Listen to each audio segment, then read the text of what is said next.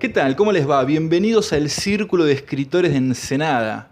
Hoy estamos con un escritor que despierta de un respingo que se materializa, vaporoso frente a sus ojos, bajo el anhelo de lo que solo es el miserable viaje de un hombre roto, Franco Merlo. Muchísimas gracias por la invitación. Franco, bueno, espero que estés bien, que te encuentres bien. Franco Merlo es un escritor ensenadense, muy joven pero muy prolífico. Si bien su contacto con el mundo editorial data de hace un año y poco más, tiene muchísimo material a punto de publicarse. Lo que leía recién es una parte de un cuento que ganó un concurso de Franco, de ficciones de Ensenada, que me parece que es tu primer contacto con el mundo editorial, ¿no, Franco? ¿Puede ser? Sí, o sea, en la publicación en sustrato papel sí, antes era meramente el archivo en PDF pirateado, compartido con todos mis afectos y mis amigues, pero ha sido una muy buena experiencia poder haberlo publicado, digamos, y se siente muy vigorizante el hecho de haberse publicado junto a otros autores y autoras de un tenor excelso. Franco, yo te conozco desde el colegio secundario. Me acuerdo que hacías historietas. Escribís desde siempre, me parece, ¿no? Las ideas son recurrentes, digamos, porque entiendo, digamos, que es parte de la esencia de lo que uno es y lo que uno será, eventualmente. La mística es que se genera, digamos, en base a eso, es una concentración que solamente es cíclica. Por lo tanto, yo supongo que las historias que hoy puedo narrar, que hoy puedo poner en palabras y poner en papel, terminan siendo, en definitiva, solamente el refinamiento y el cincelamiento de la piedra primigenia que implicaban esos anhelos de la infancia. Ficciones de Ensenada tiene la particularidad de que se consigue en todas las bibliotecas de Ensenada y también está en todas las escuelas de Ensenada, así que lo pueden buscar. Aparte de Franco Merlo, vamos a encontrar cuentos de Luis Casco, Gonzalo Taylor, Cristina Obregón, Matías Cajal y Cristian Luna. Así que en todas las bibliotecas de Ensenada y en todas las escuelas secundarias de Ensenada se consigue este cuento de Franco Merlo. Franco, pero después de esto seguiste publicando, ¿no? Y bueno, vino tu primer libro en el año pasado, en 2021, que lo tenés acá, lo podés mostrar a la cámara si querés. Se llama Narraciones Inquietantes.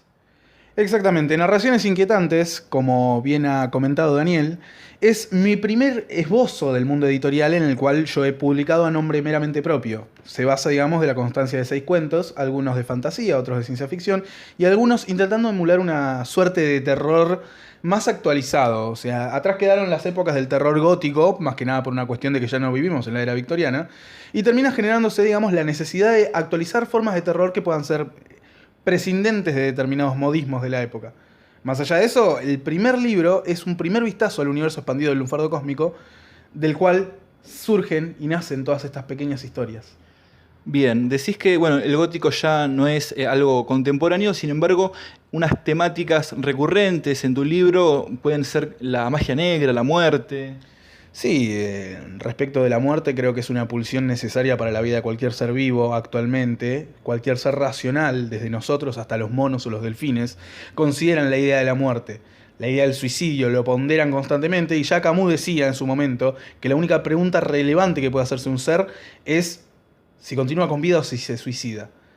Por ese lado tenemos esa cuestión, pero también tenemos la cuestión de la magia negra, de los grimorios, toda una cuestión mística que me pone muy feliz tramitarla y tratarla constantemente, porque creo que es parte de lo que a mí me permite seguir sobreviviendo en este mundo. Bueno, y nombrabas recién universo expandido del lunfardo cósmico, que en tus dos libros aparece a un costado, ¿no? ¿De qué se trata eso? No, en los dos libros, tanto Narraciones Inquietantes como Narraciones de Instituciones y Violencias, son costados adyacentes, digamos, de la historia principal. La idea originaria, digamos, es una saga de novelas que aún no se publica, pero eventualmente saldrá, porque tengo mucha fe en la magia negra, como decíamos, en los tratos hechos con entidades exageradamente disconformes de que yo no lo siga publicando, pero más allá de eso, de la gracia, que no es verdad, tranqui, por favor, no me exorcicen. Resulta que el universo del lunfardo cósmico parte de distintas pequeñas historias desparramadas por un mundo cuya conclusión lógica es el final mismo del universo. Lunfardo cósmico en sí mismo es una conceptualización que hago en la cual queda obsoleto el destino por estar tallado en piedra y solamente puede ser reconocido por aquel o aquella que se atreva a escucharlo. Mirá, tu segundo libro se llama, ¿me decías? Mi segundo libro, acá lo tienen, Narraciones de instituciones y violencias. Permitime. Sí. Narraciones de instituciones y violencia. Yo le decía recién fuera de cámara que parece un ensayo sobre el bullying, pero no. Son cuentos que también se desprenden de esta cosmogonía que es el lunfardo cósmico. Exacto, sí. O sea, en sí mismo Narraciones de instituciones y violencias toma como base, más allá de la naturaleza paranormal, hipernatural y sobrenatural de las cosas, la lógica de que el mayor monstruo actual son las instituciones. Las instituciones pueden tomar presidencia del ser humano, pueden terminar teniendo objetivos e intereses que le son meramente propios como si fueran una entidad totalizadora. Para eso nosotros nos perfeccionamos, estudiamos, intentamos ser mejores personas. Para que esos monstruos siempre estén a retén de nuestras intenciones de mejorar la sociedad y mejorar a los que nos rodean. Creo que esa es la lógica. Creo que Narraciones de instituciones y violencias es solamente una mera advertencia de las violencias que podemos generar cuando dejamos sueltos esos monstruos institucionales que hemos creado con tanto ahínco y que muchas veces nos pueden llegar a fallar. Quizás haya una necesidad de crear una ficción sobre un universo, no sé si la palabra es paralelo, ¿no? Pero sobre un universo alternativo a este universo que vivenciamos todos los días, porque, no sé, quizás sentí cierta disconformidad con el ser humano. Sí, en un punto, digamos, el ser humano es, creo que, el peor de los males, el peor de los monstruos. Pero no desde un sentido, digamos, de detesto a la humanidad o preferiría, digamos, que se extinga la raza humana, no. Sino desde un lado de la individualidad, del egoísmo del ser humano, que es algo que yo no noto, digamos, que se replique, más allá de las cuestiones propias de la naturaleza, pero no noto que se replique en ninguna otra especie. Creo que somos nuestro peor enemigo, nuestro peor antagonista, y creo que estos cuentos, estas historias, son solamente la creación de una mitología, más que nada para plantearnos qué pasaría si trascendemos el límite, qué pasaría si vamos más allá, qué pasaría si olvidamos quiénes somos, si olvidamos a la naturaleza, si olvidamos a los demás. Nada importa si no tenemos a la persona al lado para que también nos cuide. Y por lo tanto es una suerte de advertencia, es una suerte de disconformidad, como vos bien decís, con el estado humano actual, no con el estado de las personas o de las sociedades. Subsidiariamente de las sociedades. Pero las sociedades se componen de personas y si no nos preocupamos nosotros por nosotros mismos, desde un sentido no de mirarnos el ombligo, sino de qué pasa con el de al lado, qué le sucede al de al lado, qué vida vale la pena ser vivida si no podemos mejorar al menos la vida de alguien más. Por eso es que están ambientadas estas historias en la década del 80 y del 90. Algo muy interesante que se ve en tus libros es que, por ejemplo, la Unión Soviética sigue existiendo. Sí. En mis historias la Unión Soviética nunca se desintegró, actualmente hiberna, y tiene distintas situaciones subcrónicas. También tenemos situaciones geográficas o accidentes geográficos distintos, como puede ser el continente multiinsular que es Jabusaina, donde todos los sueños nacen, Jabusaina la oculta, la olvidada. Imposible llegar por cualquier mapa o cualquier técnica humana, solamente podés llegar cuando te estás perdido de verdad, y solo por los viajantes perdidos es que se encuentra. Pero sí, o sea, la cuestión ucrónica está presente también como corolario al inicio del nuevo milenio. ¿Por qué? Porque son todas situaciones que van sumando, que van aportando su pequeña cuota al nuevo milenio, que es un tiempo sin ley. Y eso es el verdadero eje. Qué interesante, Franco. Entonces tenemos, a ver, estos dos primeros libros, que son libros de cuentos, que se desprenden de este universo expandido del lunfardo cósmico, que va a estar profundizado en las novelas que van a venir ahora. Exactamente. Sí, las novelas idealmente publicables dentro de lo pronto. Iniciaría, digamos, con Lunfardo Cósmico 1, La Danza de la Lluvia, donde todas estas pequeñas historias encuentran su punto de origen y de finalidad, es decir, donde la IPRA se levanta. La IPRA es la Agencia de Investigación Paranormal de la República Argentina, eje de muchas de estas historias, ¿sí? El punto de encuentro para todos los caminos. El inicio es el Lunfardo Cósmico 1, La Danza de la Lluvia. Continuaría en la Cacería Salvaje, luego en La Guerra es el Otro, luego en El Ojo de la Mente, posteriormente a eso sería Nuevo Orden Mundial y por último Erga Omnes. Erga Omnes como locución latina que terminaría quedando Lunfardo Cósmico a todos los efectos contra todos o Lunfardo Cósmico contra todos. No, es muy interesante realmente todo lo que nos cuenta Franco Merlo de esta suerte de cosmogonía que, a ver, está plantada en la actualidad. ¿vos sentís cierta disconformidad con las mitologías fundantes de la cultura occidental, la mitología griega, la mitología nórdica, la mitología egipcia en menor medida también, y cierta necesidad de crear una mitología más estrecha con nuestra sociedad contemporánea, puede ser?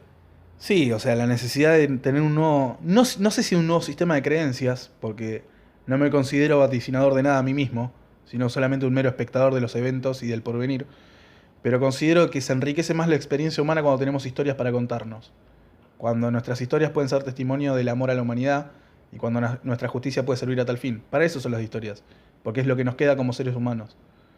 ¿Y cuánto hay de vos en las ficciones, Franco? Yo creo que soy al mismo tiempo todos los personajes y ninguno a la vez. Considero que también muchos de los personajes se nutren de mis características y de mis instintos más básicos, de cualquier ser humano, pero que también reconozco en mí, de características que detesto, porque en definitiva mis personajes suelen ser underdogs, losers, desterrados sociales. Siempre ese es el personaje que yo ataco. ¿Por qué? Porque es el que a mí me interesa escribir. A mí no me interesa la historia del que le va bien, porque si al que le va bien o a la que le va bien no tiene nada para contar, solamente una seguidilla de éxitos que a nadie interesa y que solo pudo seguir porque no se miró más allá, digamos, de lo que su propia individualidad alcanzaba. Por eso, yo creo que el underdog, como siempre está en el fondo, lo único que puede hacer es subir. Y esas son las historias interesantes de verdad. A ver, ¿hay alguna interpretación posible? Vos me dirás si sí o no.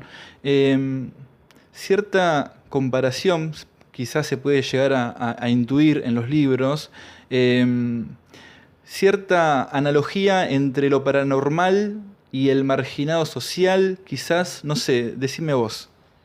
En un punto eso es verdadero, por cuanto el paranormal es ocultado, es rehuido. La IPRA, la Agencia de Investigación Paranormal que te describía, se encarga principalmente, digamos, de las conexiones entre esos seres y su forma de insertarse en la sociedad. Cuando no acatan las normas que la IPRA como institución reclama, son encerrados, son estudiados, son olvidados por todos y todas aquellos a quienes conocieron. Y son seres con historias. Lo mismo pasa con la marginación, el olvido, el estado de abandono por parte de la sociedad hacia otros y otras. Eso sucede entonces cuando uno puede ver, tanto en los libros, lo paranormal y no puede ya nunca desviar la mirada, porque su sola mención, su solo recuerdo causa locura, causa un precedente del cual no se puede escapar y va a quedar atado uno toda la vida. Lo mismo pasa cuando miramos lo más abyecto de nuestra sociedad. Lo mismo pasa cuando ya no podemos desviar la mirada del horror y el espanto, que significa lo que nosotros mismos nos estamos haciendo. Considero que es eso. Bueno, Franco Merlo también es jurista, ¿no? Y creo que se deslizan algunas cuestiones de la profesión en los relatos. ¿Puede ser? Sí, jurista cuasi abogado, porque aún la facultad tarda en reconocer mis excelsos saberes. Pero sí, parte, digamos, de mis estudios han conllevado, digamos, a la ideación de que estas historias tienen que tener un asidero tanto normativo dentro de su propia lógica, su propia forma de evolución y de naturaleza, y que al mismo tiempo puedan conectar con determinadas situaciones. Es decir, yo considero que, salvando las distancias de quien sea, el ignoto o ignota observadora que pueda escuchar mis palabras, considere. Pero creo que lo jurídico es lo más parecido a hacer magia o hechicería en la vida real, por cuanto lo jurídico puede transmutar desde las palabras la realidad misma. Los hechos fácticos no importan porque nadie puede conocer la objetividad misma de las situaciones, excepto quizá las ciencias duras y hasta por ahí nomás, porque solo se relegan a intentar explicar fenómenos, pero nunca decir esto es así, solamente tenemos explicaciones. En cambio lo jurídico tiene esa ventaja, puede transmutar hechos objetivos desde dos subjetividades, mínimamente, hacia la vista de un juzgador, que en teoría debería ser imparcial. Mi lógica es que debe en toda situación ser imparcial. Pero esa interpretación final, ¿es lo mismo que el hecho que pasó? ¿Es lo mismo que alguna de las dos subjetividades? ¿O es una tercera realidad imperante a la que han traído jurisdicción en el caso de un proceso judicial? Al final, solamente la realidad es lo que contamos de ella, y para eso vale la pena contar historias. Bueno, qué interesante. Una de tus motivaciones entonces quizás sea esa, ¿no? Y es por esto que intuís que hay un narrador deficiente, ya metiéndonos en lo que tiene que ver más con las cuestiones estrictamente literarias. ¿Y qué opinás entonces de esa frase que algún filósofo dijo, no existen hechos, solo interpretaciones? es que qué narrador puede ser fehaciente con los hechos, qué narrador o narradora puede agarrar y describir la realidad tal cual cualquier persona la puede percibir. Solo damos indicios y damos pistas de cómo nosotros la percibimos y esperamos. Lanzamos botellas al inmenso mar de lo desconocido esperando que alguien se sienta como nosotros. Es eso. Mis personajes, mis historias, se cuentan en su mayoría, salvo contadas excepciones, pero en su mayoría se cuentan desde una perspectiva de tercera persona. Es decir, un punto de vista de tercera persona en lo que hace o siente tal personaje, pero al mismo tiempo son historias transcurridas en pasado. Por eso muchas de ellas inician con un pequeño extracto de un libro o de algún pensamiento de alguien de estas mismas historias en el futuro, recontextualizando y repensando cosas o hechos que hayan transcurrido bien sobre el mismo personaje o bien sobre terceros personajes que tuvieron la fortuna o infortunio de conocer. Entonces es la recontextualización constante de mis propios personajes por ellos mismos o por terceros personajes, considero que enriquece la lectura, porque yo te estoy dando una gama de hechos. Vos decidís si el peaje de la creencia es lo suficientemente bajo o alto para pasar. Bueno, entonces todos estos cuentos, como decíamos antes, emanan de esta cosmogonía que es el universo expandido del lunfardo cósmico, ¿no? Pero se pueden leer independientemente de las novelas que van a configurar esa trilogía que se viene, donde se va a profundizar esto, ¿no? Sí. O sea, el tema es el siguiente. Los cuentos se pueden leer, como bien decís, digamos, de una forma unívoca, pueden empezar y terminar y disfrutarse de tal manera. Mi idea, que es lo que siempre planteo, es conformar un tapiz de experiencias que pueda resultar mucho más divertido para aquella persona que se aventure a leer más de un cuento, más de un libro, más de una novela, y así contarles toda una historia que empieza y termina en el principio y el final. Cuando el universo se apaga y toda la luz se apaga de nuevo y se enfría y la entropía carcome todo, solamente se puede renacer. Y ese es el final y el principio de mis historias. Qué bueno, qué interesante. Qué interesante la cosmovisión que nos planteas, Franco. Pregunta, a ver, quizás, fuera de cámara me comentabas que hay un estilo más como de cine clase B o un estilo pulp de los años 20. ¿Tiene que ver eso con lo que decías recién de cierto sentimiento de cercanía o interés por la marginación social? Sí, considero, digamos, de que soy un comercializador de ilusiones. Yo te vendo una ilusión un ratito, te la presto. Vos podés decidir entrar. Podés ver el cierre del traje, podés ver la máquina de humo. Pero vos decidís suspender tu credulidad por un ratito solamente, como para que te lleve a determinados parajes.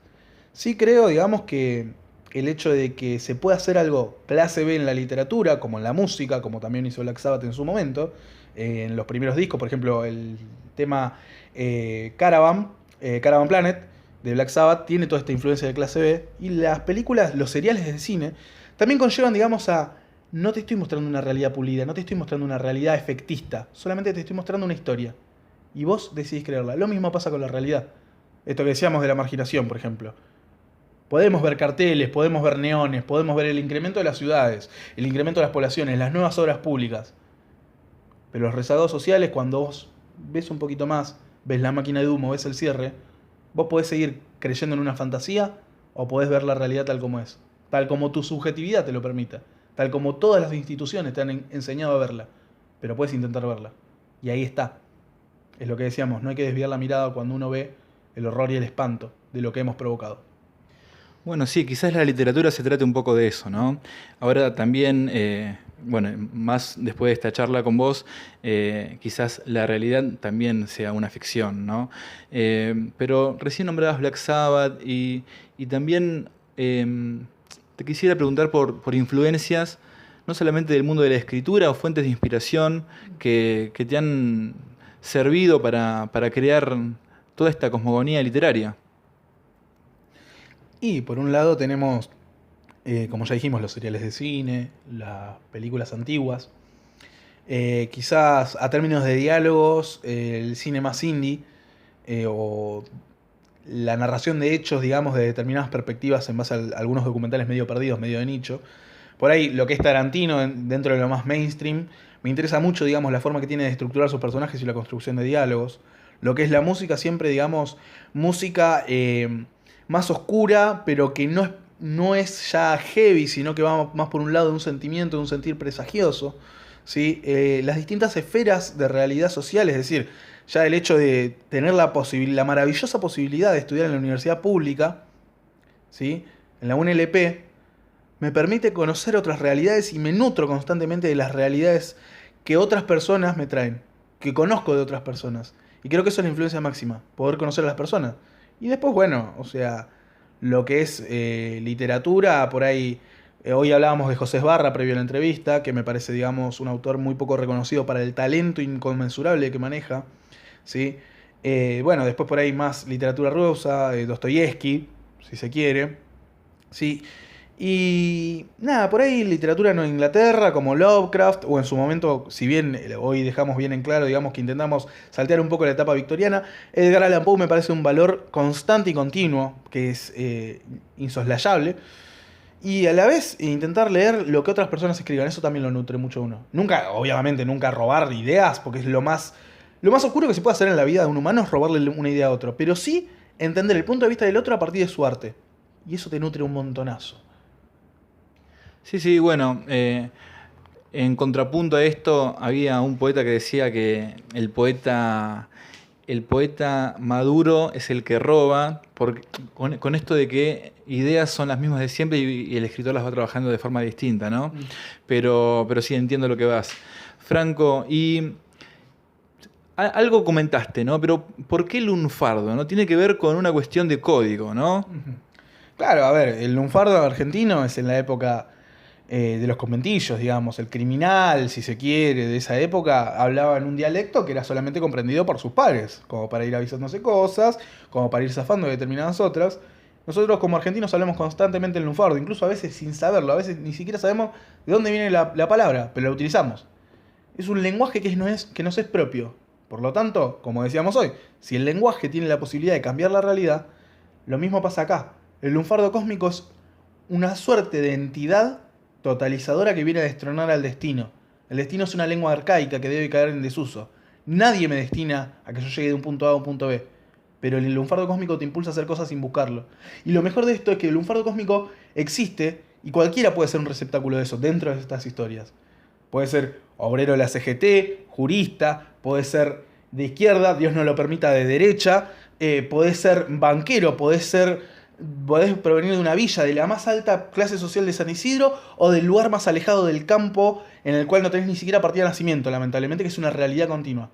Cualquiera puede ser alcanzado, cualquier persona, hombre, mujer, persona trans, no binario, quien sea puede ser alcanzado por el lunfardo cósmico y hacer cosas maravillosas y terribles al mismo tiempo, sin siquiera buscarlo. Y eso es lo que me parece maravilloso. Pero solamente está preparado para aquellos que conozcan el lenguaje, para aquellos que sepan escuchar lo que yo denomino el tango de las esferas celestes. El tango de las esferas celestes. Qué interesante, Franco. La verdad que es todo muy, muy interesante lo que nos contás. Sí, creo que la poesía, la literatura, si algo tiene de valioso es esto, ¿no? Que hace arte con el lenguaje, con las palabras que, a fin de cuentas, me parece que es lo que configura la realidad. Hablabas de un destino de piedra. ¿Qué significa un destino de piedra? Si el destino está escrito en piedra o no, es inalterable, es incambiable y... ¿Crees que es así? No. ¿Eso es en tu cosmogonía? En mi cosmogonía puede ser alterado. ¿Hay libre albedrío? ¿En la vida o en mis libros? En la que vos prefieras contestar. Te voy a contestar, pero no te voy a decir en cuál. Sí lo hay. Sí lo hay. Y siempre. Lo hay para vos? Lo hay. Pero solamente cuando nosotros decidimos que es así. Bien, bien, bien. Calculo que en tus personajes también. Pero, bueno, no sé, decime vos. Cada quien es libre de elegir. Eso es lo más hermoso de esto. El libre albedrío también te implica ser esclavo del destino. Vos podés elegir ser esclavo del destino. ¿Por qué estarías fuera del libre albedrío? Y si vos estás eligiendo ser esclavo del destino, ¿estás obedeciendo un destino o estás obedeciendo tu libre albedrío? Claro, y hay una paradoja. Constante. Franco, la verdad que es muy interesante todo esto, tanto la cosmogonía como las reflexiones que nos brindás. ¿Querés contar algo más de los libros? ¿Querés contar algo sobre lo que va a venir? Lo que va a venir dentro de lo que se puede pedir, creo que un poco lo hablamos. El resto prefiero que se mantenga un poco en sorpresa. Pero sí considero, digamos, de que lo que he escrito nunca pude haber llegado a escribirlo solo. Esto que decíamos hoy, previo a la entrevista, también de las características que implican las influencias o los pasajes de determinadas personas en la vida de uno. Hay muchas personas maravillosas, digamos, que me han ayudado y que quiero que sigan siendo parte de este proyecto. Lo que va a venir va a depender, digamos, de esas influencias, de esas personas y cómo esas personas sigan siendo o no parte de mi vida. Eso influencia un montón. Pero lo que son las novelas es el tronco común del cual parten todas estas historias y ya están fijas. Algunas, por ejemplo, yo como escritor, uno siempre elige, digamos, a sus padrinos, sus madrinas espirituales. La madre espiritual de mis libros ha sido Agustina, quien oportunamente fue mi compañera, actualmente no lo es, pero que ha ayudado mucho y ha dado muchas de las ideas más brillantes de lo que he escrito. Y asimismo a mis amigos, o sea, por ejemplo, en la etapa de narraciones de instituciones y violencias, acá la volvemos a presentar porque somos comerciantes ante todo, comerciantes de sentires. La ha ilustrado Mechi Vidart, una dibujanta excelsa, una artista que no he conocido otra artista como ella, bericense, lo cual siempre hay pica con Ensenada, pero bueno, siempre encontramos en el arte el tronco común y el nexo común en el cual nos unimos todos. Hermana de Manu Vidar, que es una muy buena amiga. Y después por ahí... Sí.